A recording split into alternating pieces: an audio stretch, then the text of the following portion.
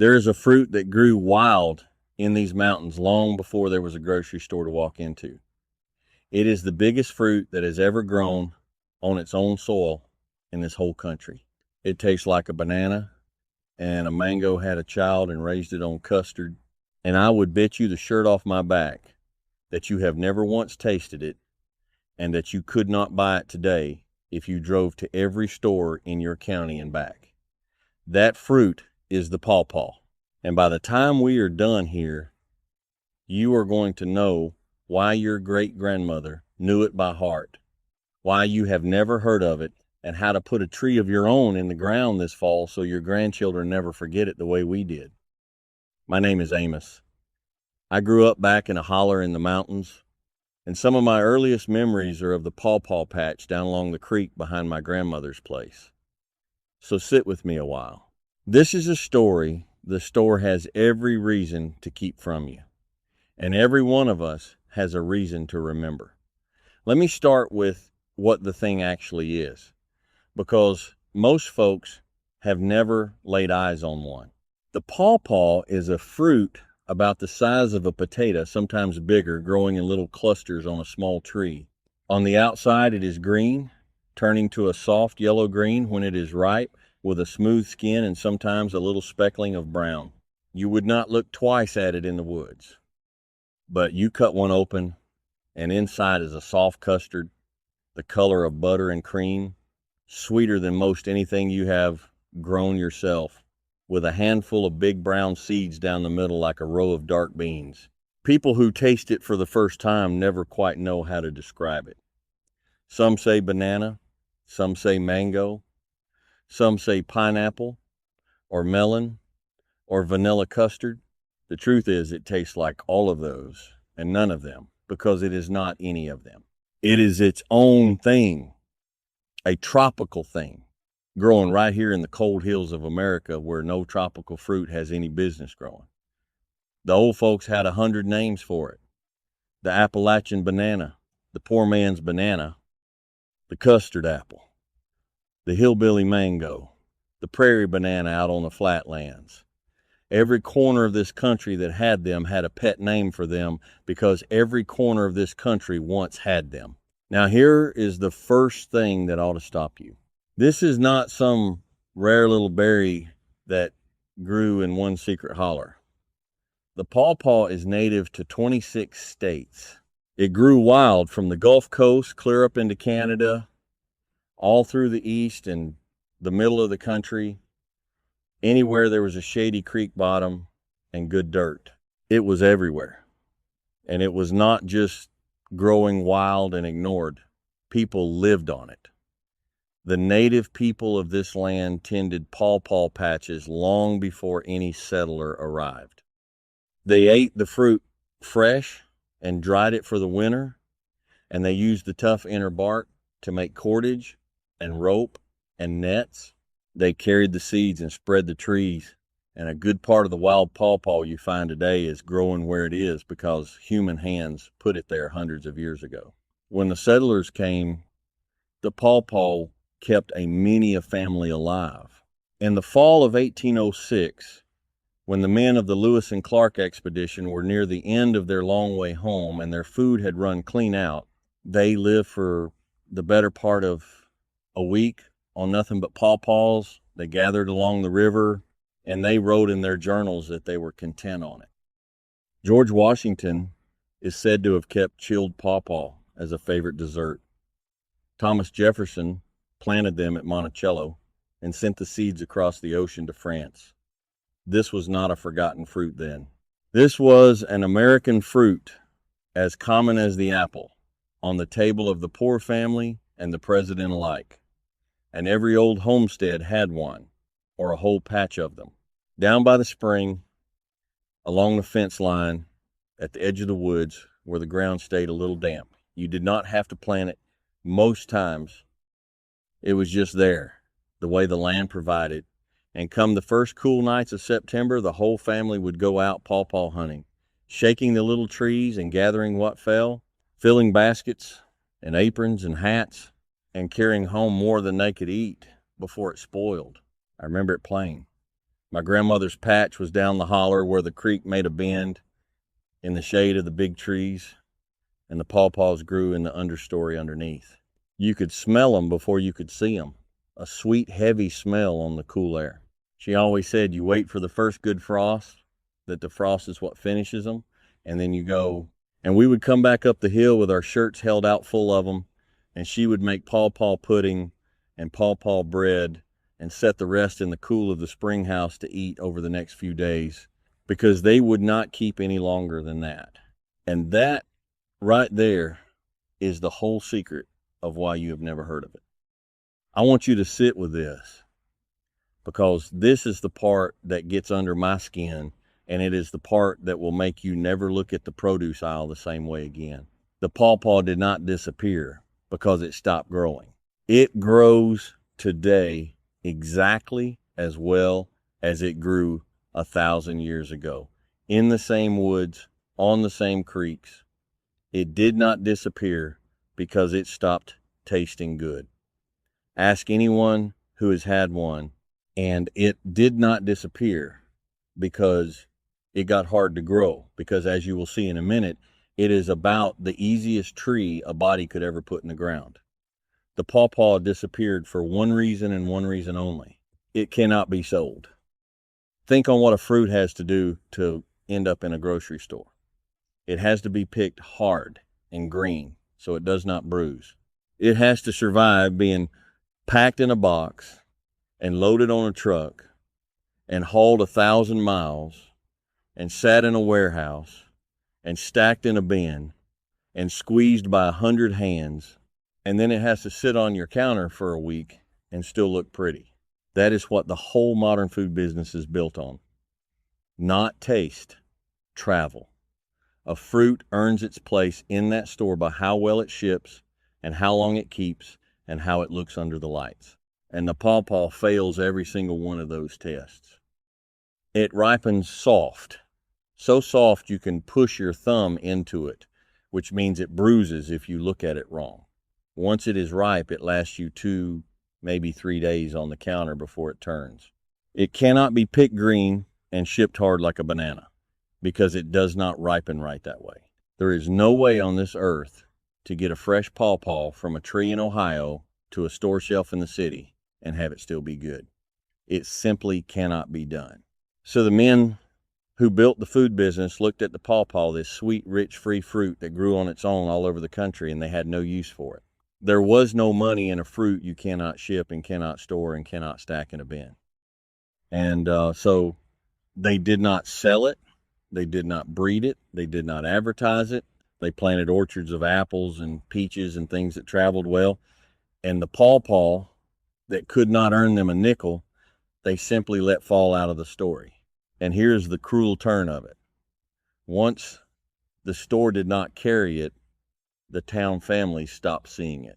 And once they stopped seeing it in the store, they started to believe it was not worth having. Because we have been trained, all of us, to believe that if a thing were any good, surely the store would sell it. The grandmothers who knew the patches got old and passed on, and their grandchildren moved to town, and one generation simply forgot to walk the young ones down to the creek in September. And in about 2 generations, a fruit that fed this whole country, from the native people to the president, went from every table to almost nobody's table at all. It was not a bad harvest that took the pawpaw from us. It was not a blight or a beetle.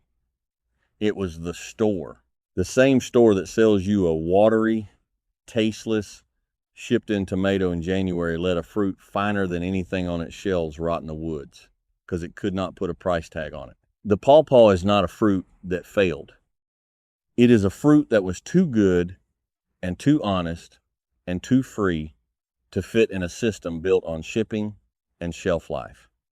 But here is the good news, and it is very good news. The store's loss is your gain, because everything that makes the pawpaw useless to a grocery man makes it perfect for you and me. For the family that wants to grow a little of its own food the old way, that fruit that cannot be shipped can still fall right into your hand in your own yard. And the tree that grows it may be the single easiest, most trouble-free fruit tree you will ever plant. So let me tell you how. First, let me tell you how to know one when you see it, because there is a fair chance there are wild ones growing within a few miles of where you sit, and folks walk right past them every day. Look for a small tree, understory height, 15 to 30 feet, growing in the shade of bigger trees, and almost always down low where the ground stays moist. Creek bottoms, river banks, the damp edge of the woods. They grow in patches in little colonies because the tree sends up shoots from its roots. So where you find one, you will usually find a dozen, all connected underground like one family. The leaves are the giveaway. They are big, long, broad leaves, near a foot long, that droop down and give the whole tree a tropical jungle look that stands right out from the oaks and maples around it. Crush a leaf, and it has a green, sharp smell. Some say like a bell pepper, some say worse. And that smell is part of the tree's armor, which I will come back to. In the early spring, before the leaves, the pawpaw wears a strange little flower. It is not white and pretty like an apple blossom. It is a deep maroon, the color of dried blood, hanging upside down, about the size of a quarter. And here is a wonderful thing about that flower. It is not pollinated by bees. It is pollinated by flies and beetles. That maroon color and a faint smell, some say, is like meat. That is the flower calling in the flies to do its work. It is a fruit built different, all the way down. Now, how do you grow your own? Here is where I need you to listen close, because there are 2 or 3 things you must get right. And if you do, the tree does the rest. The first and most important thing, you must plant more than one, and they must be 2 different trees, not 2 shoots off the same root. A pawpaw, for the most part, cannot pollinate itself. It needs the pollen of a different tree to set fruit.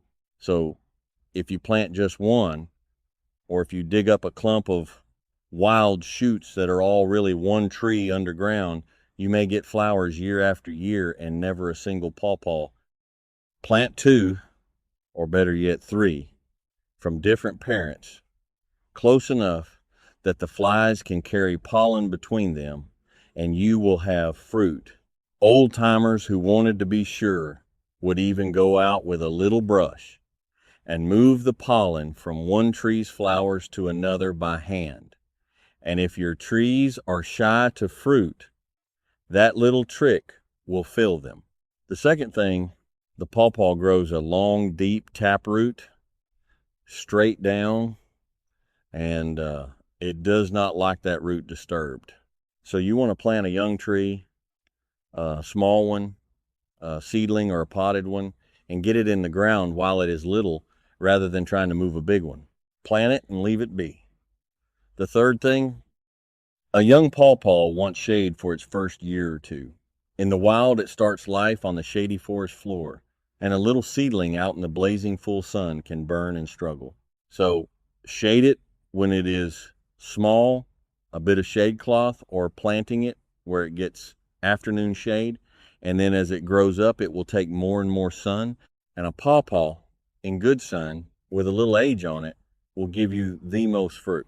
They will grow across a wide swath of this country, through the cold of the north and the heat of the south, from zone 5 to zone 9.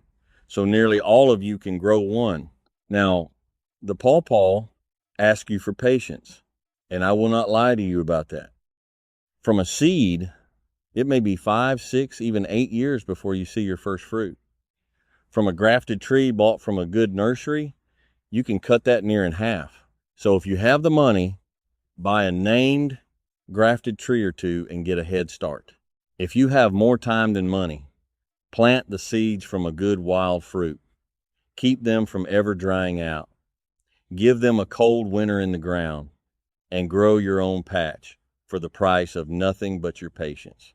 Either way, the day you plant it is the day the clock starts.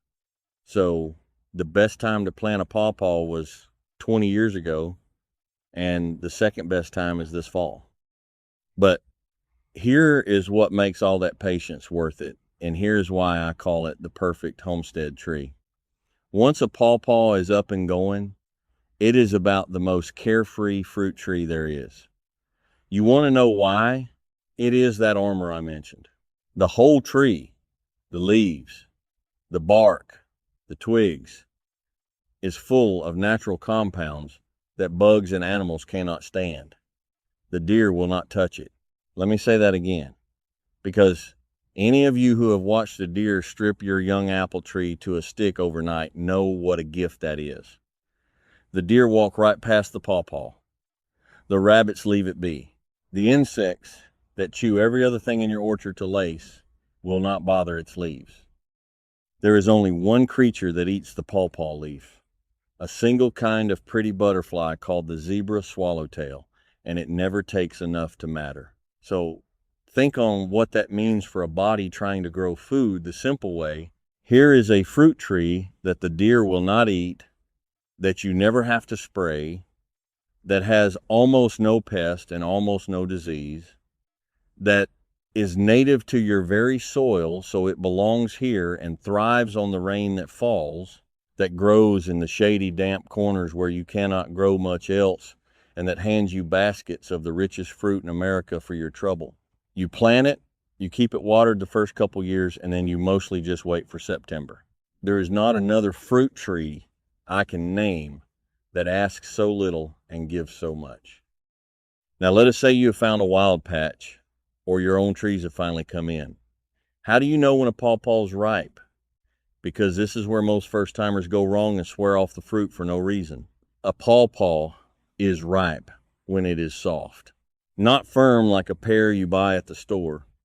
Soft, giving like a ripe peach or a ripe avocado, so that it yields to a gentle press of your thumb. The skin will turn from a hard green to a lighter yellow green, and it will often get brown speckles and patches. And do not let that fool you. That speckling is a good sign, not a bad one, same as on a banana. And the surest sign of all is that a truly ripe pawpaw will let go of the tree and fall to the ground on its own. That is why the old way was to give the little tree a gentle shake and gather what drops, and to walk the patch every day or two in the season, because they come ripe fast, and the possums and the raccoons and the foxes love them every bit as much as you do and will beat you to them. A ripe pawpaw also tells you with its smell. Hold it to your nose, and a ready one is fragrant, sweet, and floral, a smell that carries.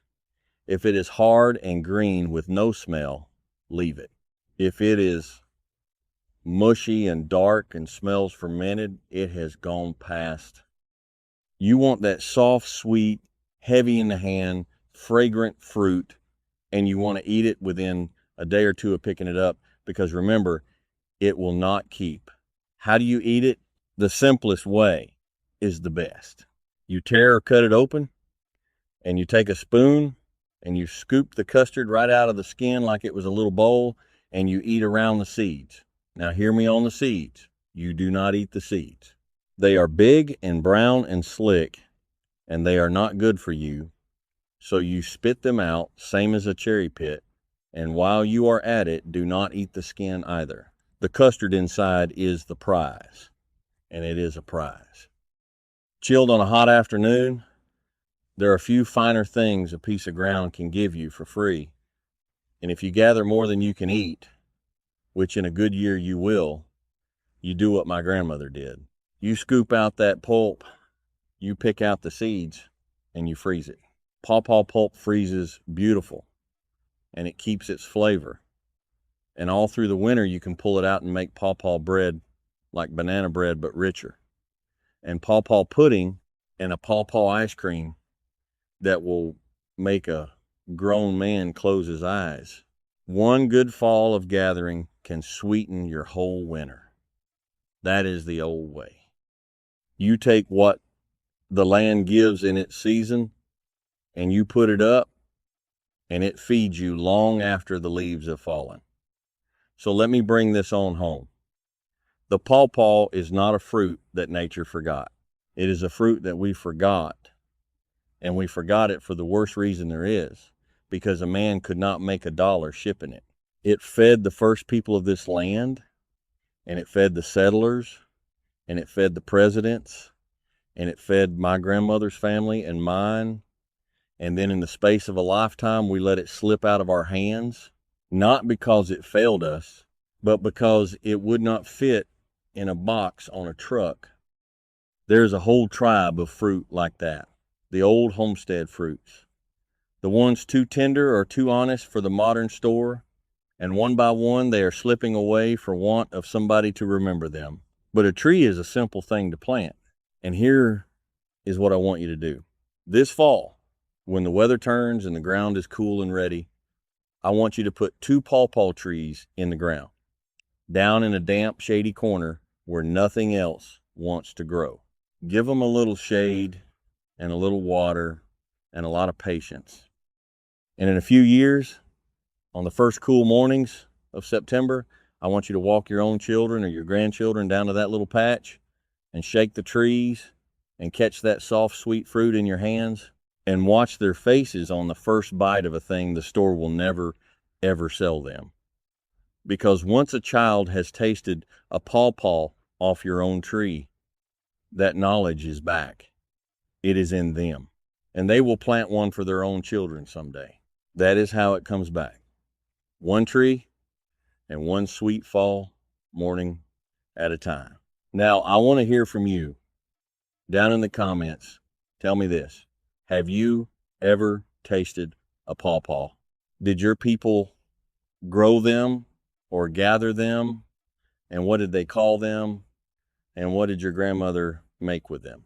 There are 100 old names and 100 old recipes out there, and they are exactly the kind of thing that slips away forever when nobody writes them down, and I would dearly love to gather them up. I read every single comment that comes in. Every one.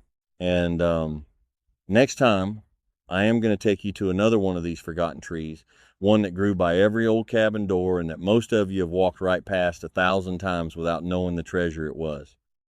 So subscribe and stay with me, and let us bring a little of the old knowledge back, 1 tree at a time. Until then, look for the pawpaw down along the creek this September. And remember, the finest things this land ever gave us were never the ones for sale.